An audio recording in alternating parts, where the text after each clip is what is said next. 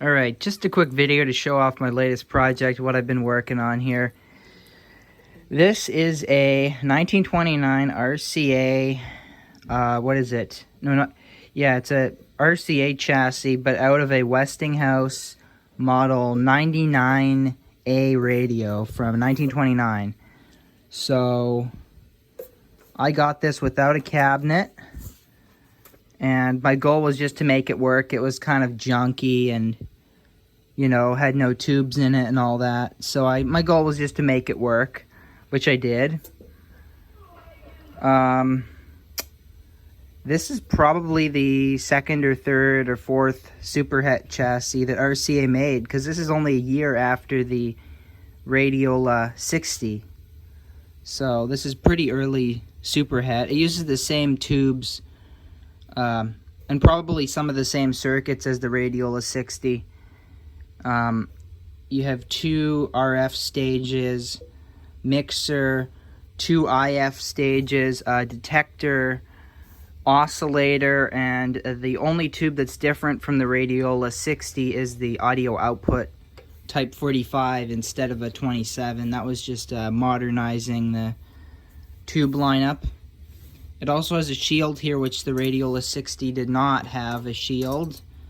And this thing is, it's a different actual chassis box because the layout is different. I think one of the tubes was over here on the Radiola 60, and the 60 doesn't have this long cover to prevent you from sticking your fingers under the chassis. But maybe they just tacked this on because this was going to be in a console radio and it would be easier to stick your fingers in there. I don't know. But, and yeah, you can tell that they wanted you to use Westinghouse tubes. I mean, come on. It's kind of hokey and cheesy. Come on, like, a 27 is a 27, you know, but I guess it's marketing for dumb people to buy the Westinghouse tubes to put in their radio. I don't know. I don't think many people ever listen to this stuff, but you see this printed on tons of radios from, the 1920s to the 1960s, really, when they stopped using tubes. Anyway, I had to build a power supply for this, which I did. Made out of junk. I just used whatever crap I could find, really. So it's not like, you know, professional, but you know what? This is pretty decent for the kind of crap I build. I've made way worse in the past. So anyway, the schematic. It's very simple, just a bunch of resistors and capacitors, plus audio transformer, field coil speaker, and power transformer. And I used an old terminal strip that was broken from some old Radiola chassis. And the wires were very short, so I had to splice the wires longer. And what else can I say about it? Yeah, and I also had this speaker laying around, which I had for like a year, just sitting around. So I decided to use it in this. It works just fine.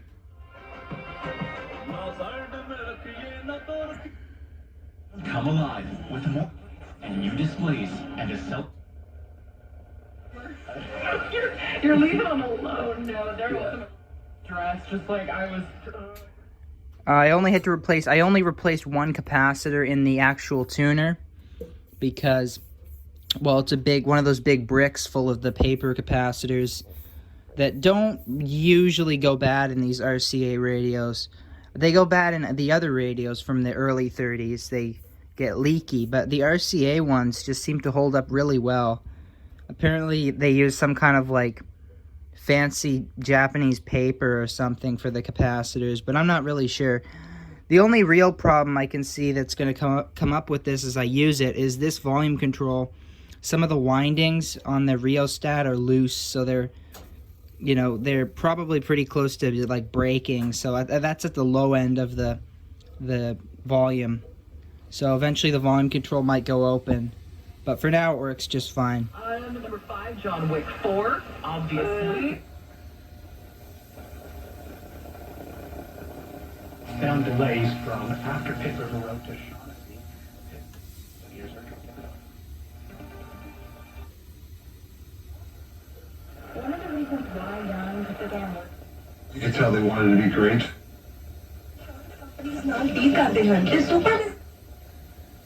And there's still a few non-resolved problems with this. I looked under this tuning cover thingy here, and a bunch of the wires that connect the moving part of the tuning capacitor to the non-moving part are broken. So there's only one wire actually acting as the ground for the moving plates. So yeah, and there's supposed to be 4, so you know, I'm gonna have to find some spring steel wire and connect them. But it still works just fine. This thing looks to me like it was a very high hour radio. Like, just underneath, all the wires are coated in dust, which you usually only see in TVs. You know, it's that like high voltage attracted, really fine black dust type stuff. So yeah, this thing was used a lot, and this is also because the fact that a lot of the wires are broken from this tuning capacitor, and the volume control is worn out. So, and I also replaced the little what do you call this thing? The plastic thingy, I guess. It was missing. I should find one that's more clear though, because you can't really see this one too well. But anyway, I think I might actually end up building a cabinet for this, or just robbing a cabinet from another really trashy radio that I have around here. I don't know.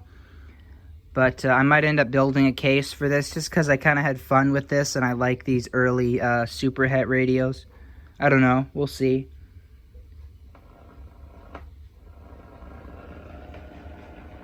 Oh yeah, and one final thing is the tuning dial. It doesn't tune all the way to the low end of the band. It's jammed, so I'm gonna have to figure that out. I think there's a stop. There's down in there. There's a stop. You know, so you can't turn it past where it's supposed to go. And I think that is adjusted wrongly or something. But whatever. It works. Of course, there's nothing good to listen to because it's AM radio. It's all terrible. Save from $8,500 up to $13,000. Below the BPD's full request, 36. Don't.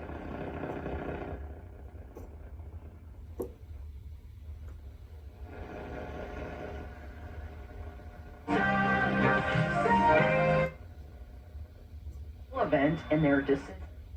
40% of respondents say they would be likely to change jobs. So that's about it for now until I get something else to make a video on.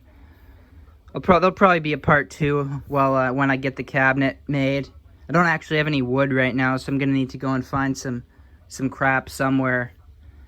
And then the Radiola 33 is still here.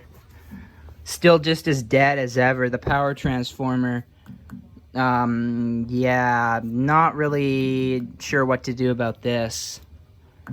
Because this is going to be tough to replace. Not just physically removing it, but, finding... Because this uses a bunch of different filament voltages and all that, so...